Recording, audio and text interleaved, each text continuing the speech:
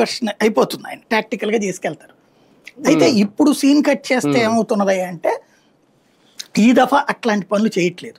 ఆ అనుభవాల వలన సఫర్ అయ్యారు కదా ఈ దఫా. అందుకని కేంద్రంతో చేసేది కేంద్రందే అని చెప్తున్నారు. ఇక్కడ పేర్లు కూడా అదే పెడుతున్నారు కదా.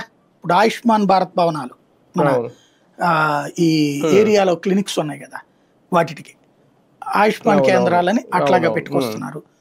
అదే సందర్భంలో కేంద్ర ప్రభుత్వానికి సంబంధించిన పథకాన్ని కేంద్రాన్ని అని చెప్తున్నారు. రోడ్లు ఇట్లా కేంద్రం వేస్తుంది, ఎన్ఆర్ రింగ్ రోడ్ వేస్తుంది, బుల్లెట్ ట్రైన్ వేస్తుంది, ఇట్లాంటి. అట్లాగే జిఎస్టీ ప్రయోజనాలు నేను చెప్పానని కాకుండా జిఎస్టీ ప్రయోజనాలు నరేంద్ర మోడీ తీసుకొచ్చాడు, మా కూటమి ప్రభుత్వం తీసుకొచ్చిందని చెప్పుకొస్తున్నారు. ఇట్లాగా క్రెడిట్ కేంద్రానికి కూడా ఇస్తున్నారు. దాంతోపాటు అంటే ఓ రకంగా చెప్పాలంటే డక్కాముక్కీలు తిన్నటువంటి ఒక రాజకీయ నాయకుడు తన కష్టాలు తన నష్టాల నుంచి తను ఎదుర్కొన్న సవాళ్ల నుంచి వచ్చిన అనుభవంతో భవిష్యత్తు నిర్దేశించుకుంటున్నారు. ఇబ్బందికరం లేనటువంటి పెద్దరికపు పాత్ర పోషిస్తున్నారు. అందులో భాగంగా బాలయ్యని చంద్రబాబు ఏమి అనిపించలేదు.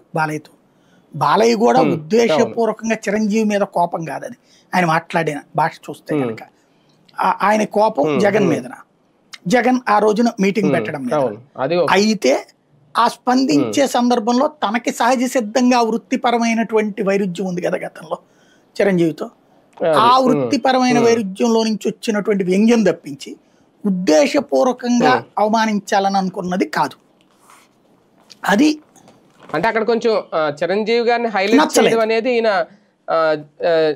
డైజెస్ట్ చేసుకోలేకపోయారు. ఈర్ష్యాసూయల్లో నుంచి వచ్చేది, ఆ ఈర్ష్యాసూయల్లో నుంచి వచ్చినట్టు